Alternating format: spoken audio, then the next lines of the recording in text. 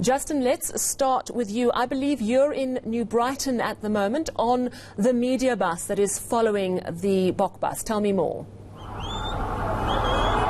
Yeah, absolutely, and it's quite apt that you just played a message from Mzwandile Stick, assistant coach of the Springboks. You know, this is an area that he comes from, and he speaks quite fondly of. When I questioned him this morning about New Brighton and what this means to him, you know, he had mentioned to me that he becomes emotional about this particular moment. And I'll ask Asanda just to show you, you know, just the fans roaming the streets at the moment.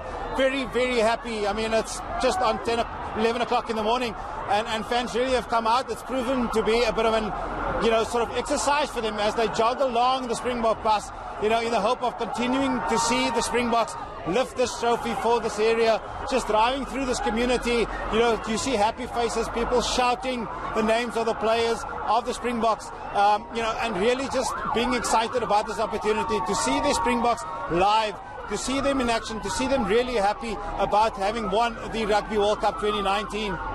It's such a powerful image that you've just broadcast for us there, Justin, because it says that rugby is for everyone. It is not an elite sport in the formerly white suburbs of South Africa. It is for everyone. It is for the little kid looking at Siya Kolisi going, I can be that person.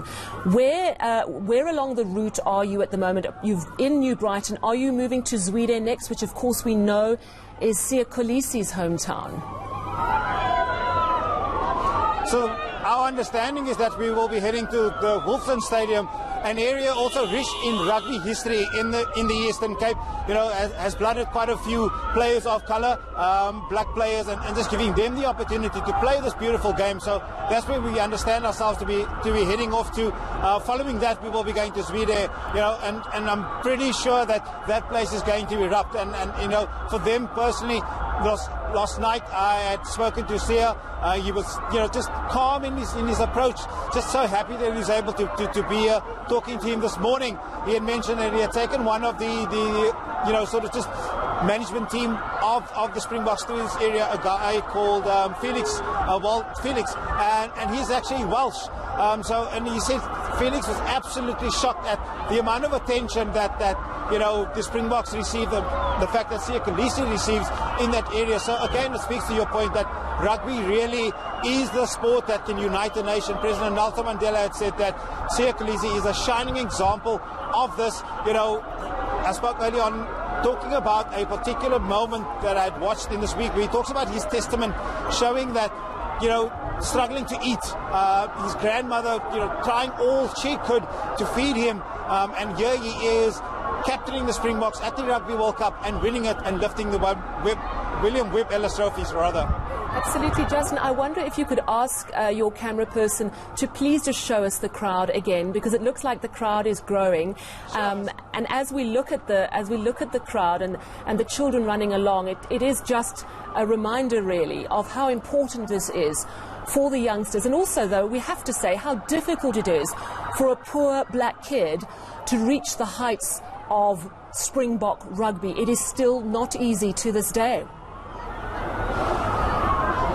Absolutely, Sally, and this at the moment, you know, this moment, we hope, and Rassie Erasmus has spoken about it when they landed at our international airport in the week, that he hopes that this is now going to be the catalyst to really, you know, we have the 1995 moment, we have the 2007 moment, and for 1995, former President Nelson Mandela lifting a trophy, there was hope, but many will tell you that it was short-lived.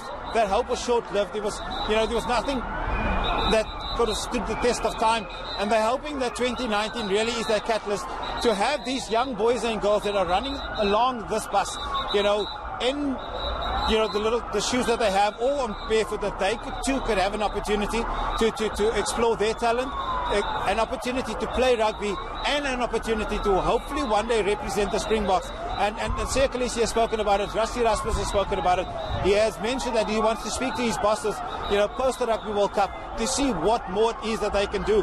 Makazole Mapimpi was heard mentioning yesterday that he wants to see more money being put into rural development and rural sport, and he is also hoping that too can take place. Absolutely. Thank you so much, Justin. And certainly these men who are part of the national team now have a cause to champion, and they will make sure that grassroots growth continues.